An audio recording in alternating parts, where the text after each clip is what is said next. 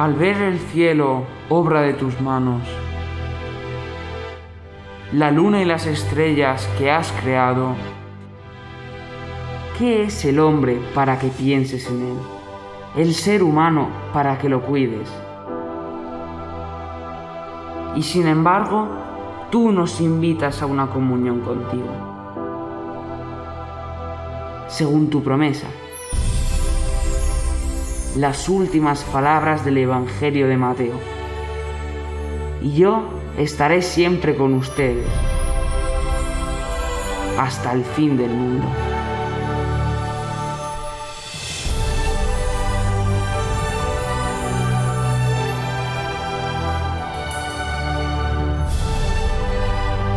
Dios está con nosotros todos los días. No es solo una cercanía espiritual, es una presencia física, concreta, real. Hace algunos años, por primera vez, todos los milagros eucarísticos reconocidos por la Iglesia fueron recopilados y catalogados en una exposición. Buenos Aires, Ámsterdam, París, Valencia. 2000 años de historia, 2000 años de presencia.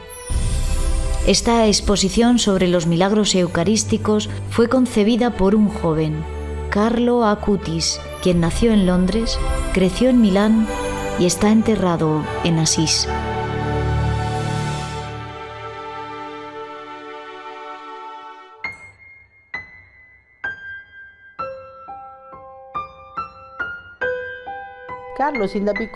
Desde pequeñito, Carlos siempre mostró un interés muy grande por todo aquello que es la Iglesia, los santos, el Evangelio.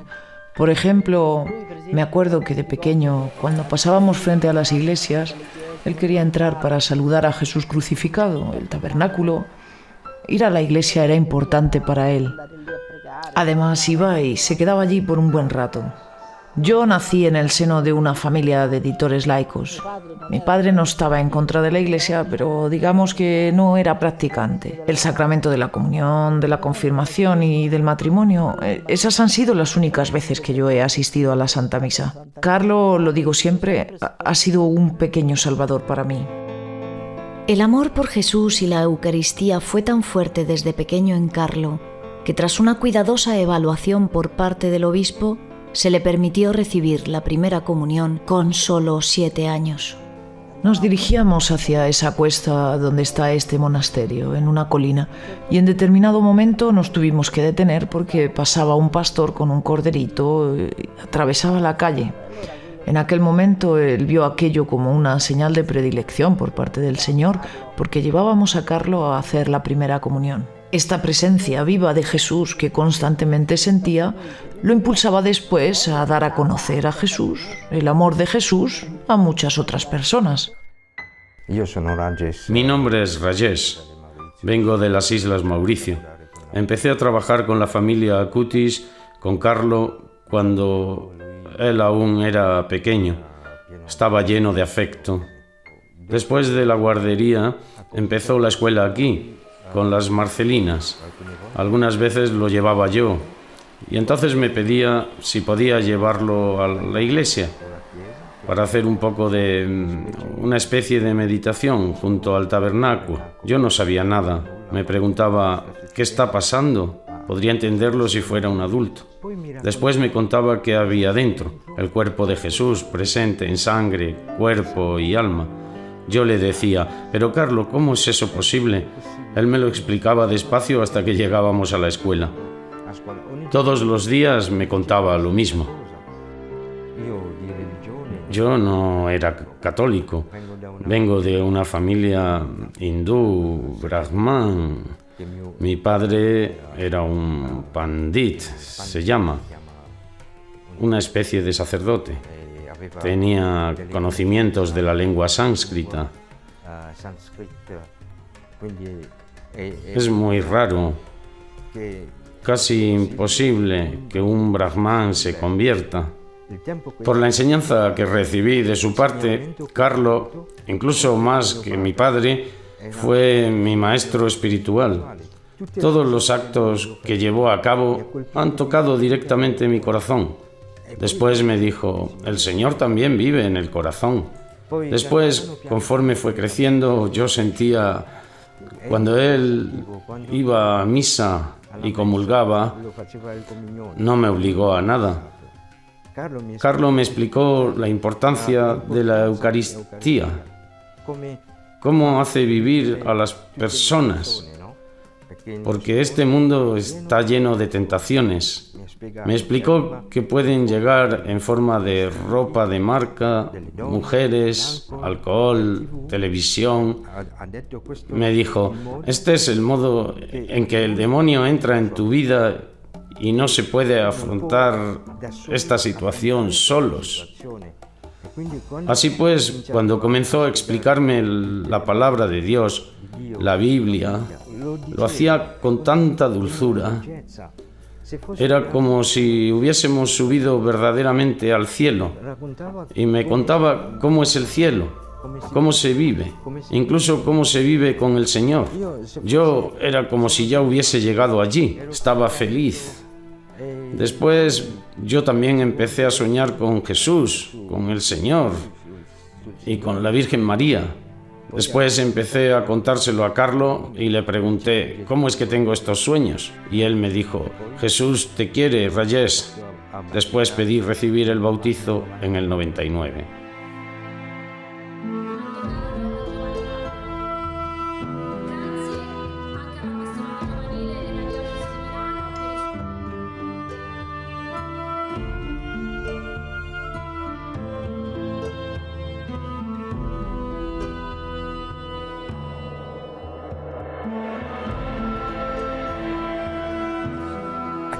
A Carlo le gustaba mucho Asís, y la pregunta que muchos nos hacen es ¿por qué?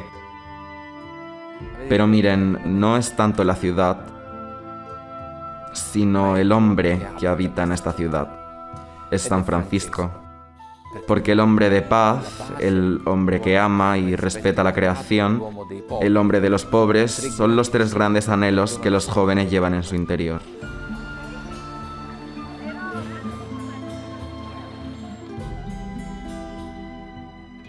Asís también gusta porque cuenta con un valor cultural. Al fin y al cabo, la primera película en color que se guarda aquí, en esta basílica, fue realizada para reunir a la gente, porque no lo olvidemos, esa historia fue pintada al fresco para llegar al corazón de la gente sencilla, que no sabía leer ni escribir.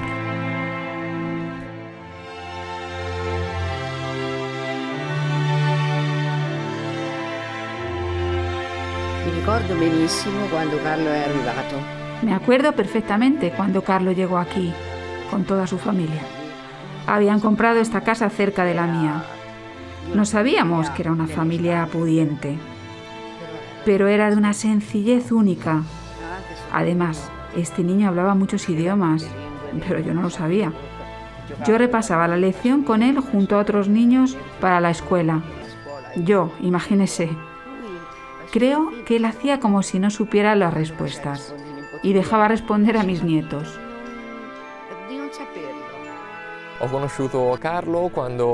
Conocí a Carlo cuando tenía 6 años. Desde ese momento fuimos inseparables y todos los veranos y las vacaciones las pasábamos juntos.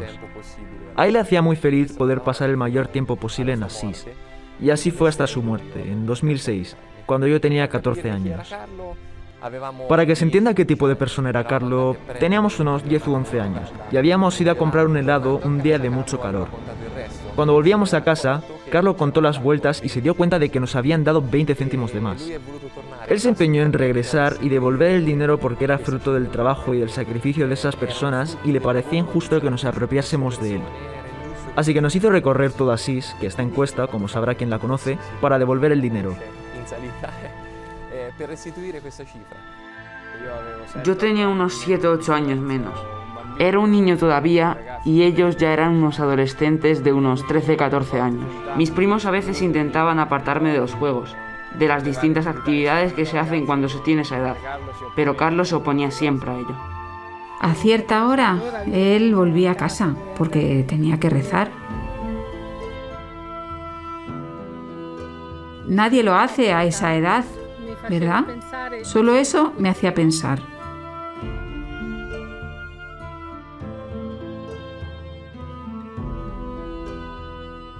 Este joven impresionó también a nuestra comunidad, porque recuerdo en el tiempo que él venía a Asís, algunos hermanos me decían: ¿conoces a Carlo, Enzo?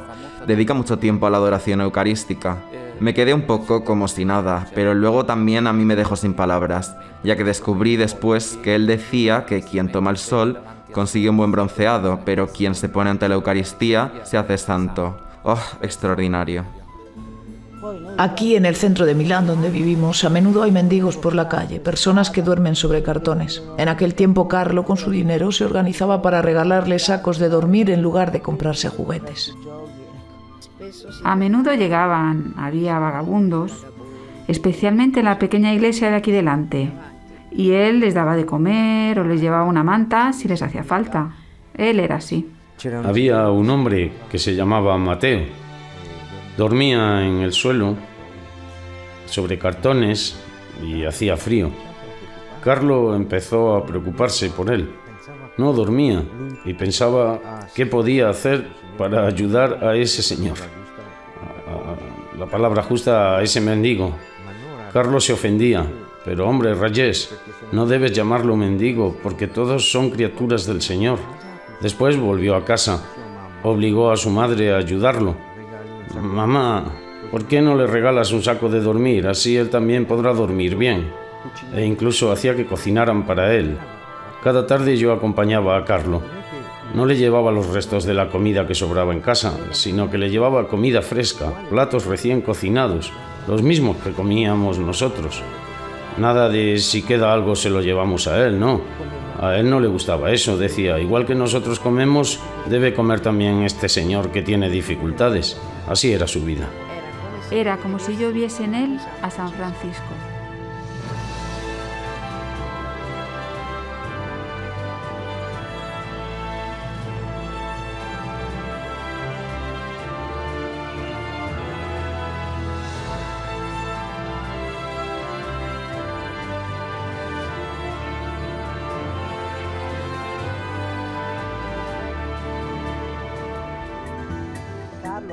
Carlo pudo constatar con su experiencia las contradicciones que por desgracia existen hoy en día en la iglesia, donde, por ejemplo, los jóvenes reciben catequesis, la confirmación, pero después no vuelven a ir a misa. Fue entonces cuando le vino el deseo de presentar de una manera un poco más histórica cuáles habían sido los episodios, los milagros, o más bien los prodigios, señales que el Señor a lo largo de los siglos quiso ofrecernos, con los que quiso demostrar que en el pan y en el vino consagrado está verdaderamente, realmente su presencia viva y verdadera. Carlo decía que nosotros somos mucho más afortunados que aquellos que vivieron hace 2000 años con Jesucristo, porque aquellos que vivieron en los tiempos de Jesús, para poder verlo, estaban condicionados por el espacio y por el tiempo, y no era fácil acercarse a Jesús porque estaba rodeado por la multitud, mientras que nosotros solo necesitamos ir a la iglesia más cercana y tenemos a Jerusalén fuera de nuestra casa. Carlo estaba asombrado de que hoy se puedan formar colas kilométricas para ir a ver a un cantante de rock o más aún a un actor o un partido de fútbol, pero que delante del tabernáculo no haya esas filas de gente.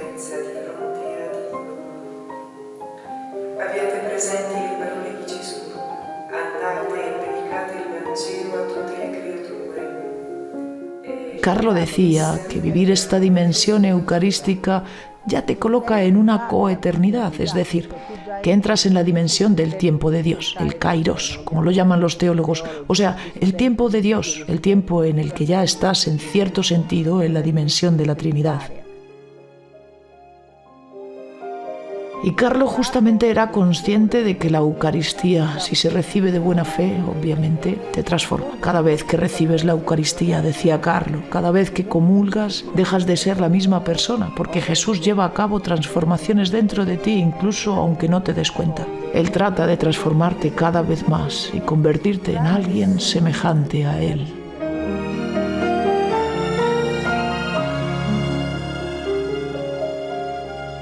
Para Carlo, la exhibición de los milagros eucarísticos no era solo un pasatiempo, era más que una pasión juvenil, era una misión de evangelización profundamente sentida. Se trata efectivamente de un trabajo para el que Carlo investigó en libros universitarios y en textos en inglés que él mismo compró para dominar incluso las herramientas de la web. Cada vez que iba a limpiar la habitación de Carlo, él estaba allí con su ordenador. Hacía búsquedas, había páginas sobre las que escribía. Yo le decía, pero Carlo, ¿qué estás haciendo? Es mucho trabajo, tienes que descansar. Él me respondía, ahora no tengo tiempo para descansar. Además de las clases del colegio, yo me preocupo por el mundo.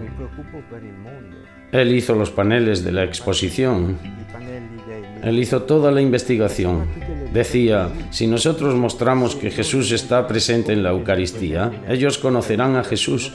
Deben ver qué ha sucedido, la historia, todos los milagros. Entonces el Señor llega verdaderamente. De otra forma, la gente está perdida.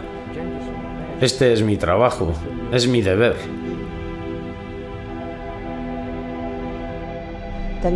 Tengan en cuenta que cuando él empezó esta exposición, Internet todavía no estaba tan extendido como hoy en día. Y también nos involucró a nosotros. Tuvimos que hacer viajes para tomar fotografías que él consideraba muy importantes, porque la gente tiene necesidad de ver señales, de ver las fotos, de ver cuadros. Mucha gente se convirtió en promotora de esta exposición, así que pudimos llegar a todo el mundo y muchas personas nos confesaron que se acercaron a Dios y descubrieron la importancia de la Eucaristía.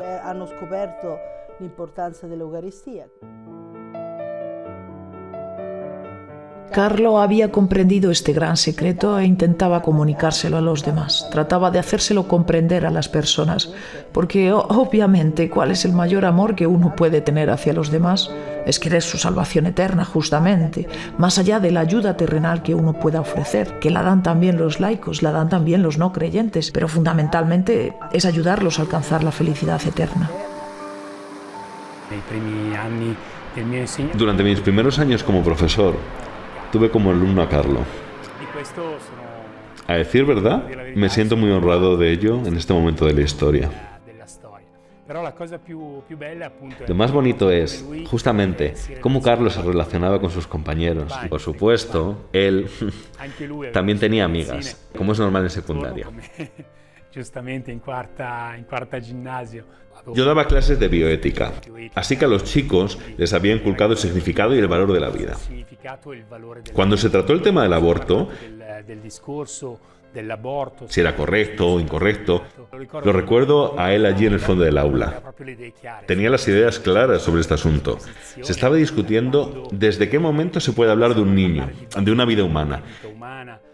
Y él, con una naturalidad y una simplicidad que desarmaba, dijo, está claro que desde el momento en que ha sido concebido, desde que el óvulo y el espermatozoide se han juntado.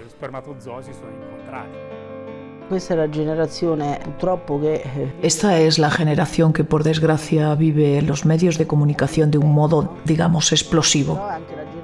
Pero también es la generación que sufre más los ataques demoníacos que estos medios de comunicación pueden traer, como la pornografía, por ejemplo, como el uso de las drogas, que está tan difundido a tan bajo precio, o el acoso, que genera situaciones dramáticas como el suicidio. Con un clic se puede entrar prácticamente en el infierno y nadie protege a estos chicos.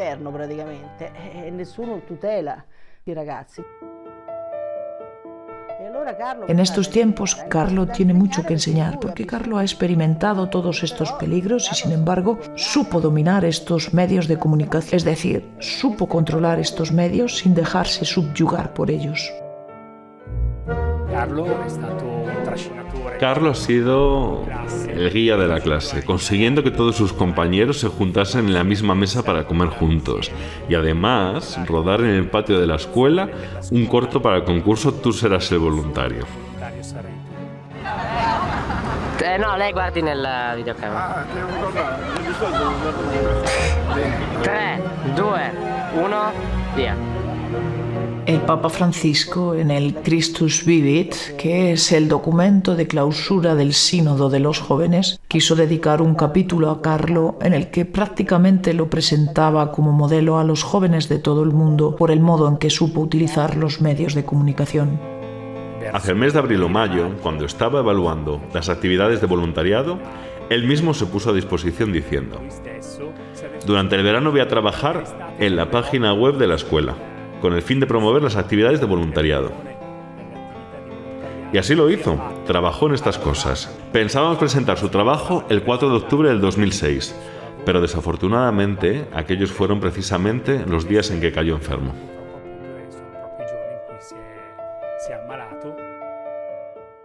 Después de que Carlo murió, encontré en su ordenador un vídeo en el que 2 meses antes de morir él decía: cuando pese 70 kilos estaré predestinado a morir. Él fue atacado por una leucemia M3, que es la más devastadora, la más fulminante. Se fue en 3 días prácticamente. Vivió su enfermedad con serenidad, porque Carlo, poco antes de morir, dijo: muero tranquilo porque no he desaprovechado ni siquiera 1 minuto de mi vida en cosas que no complacen a Dios. En el funeral vi que habían asistido muchos inmigrantes, muchas personas venidas de lejos, es decir, personas que podían ser musulmanas, hindúes, budistas, algunos incluso con el turbante sí. Los primeros milagros los hizo el día del funeral, en el que hubo tantísima gente que le rezó para que les ayudara, porque entonces ya tenía esa fama. La iglesia estaba tan llena de gente que muchos tuvieron que permanecer fuera. Más que un funeral, parecía una fiesta, pero creo la fiesta era porque Carlo fue de inmediato al cielo, tal como le había pedido al Señor: ofrezco mis sufrimientos por el Papa y por la Iglesia, porque no quiero ir al purgatorio, sino directamente al cielo.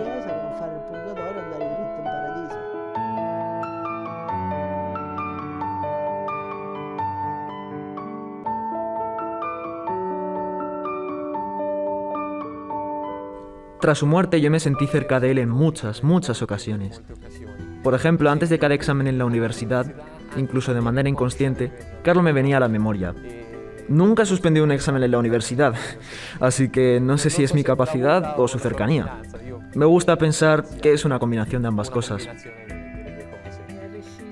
Él consiguió dar esperanza a muchas personas que yo sabía que tenían problemas.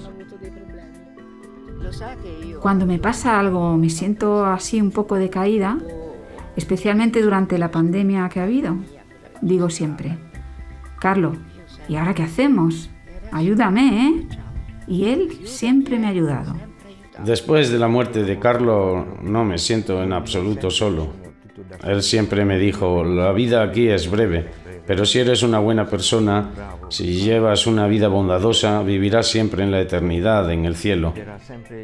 Yo me lo he metido siempre en la cabeza, y verdaderamente la vida después puede cambiar. Y así es. En 2013 ocurrió en Brasil un milagro que fue tomado en consideración para el proceso de beatificación. Se reclama un milagro porque se dice que es la señal de Dios en la causa en curso, ya sea de beatificación o de canonización. Así pues, es Dios quien confirma así. Esto sucedió en Brasil a un niño pequeño que sufría terriblemente por una malformación del páncreas. Esto le ocasionaba infecciones continuas, vómitos, indigestiones. Muchas veces tuvo que ser ingresado en el hospital. La familia, los padres estaban desesperados. Un sacerdote, amigo de la familia, que había oído hablar de Carlo, les sugirió que rezasen a Dios por intercesión de Carlo. Y así lo hicieron. Se inventaron una novena y poco después, con gran sorpresa, ante el asombro de todos, el páncreas del niño estaba completamente sano.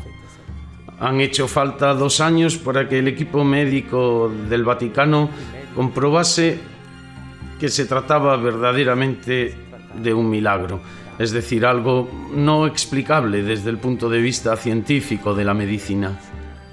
De este modo, Carlo fue declarado beato también gracias a este milagro ocurrido en Brasil, donde Carlo Acutis es muy amado. Cuando fue declarado venerable, nuestro obispo consultó a la familia la posibilidad de trasladarlo a una de las iglesias de Asís. La familia tuvo un gran gesto, porque donó el cuerpo de Carlo a la diócesis, en un gesto que fue de despojo. Carlo pertenece ahora a la Iglesia Universal, a la diócesis de Asís. Nuestro obispo eligió el santuario del despojo porque encontró muchos puntos en común, puntos de contacto.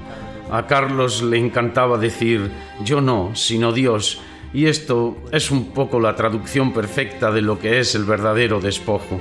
Despojarse del ego, del yo, para dejar reinar a Dios.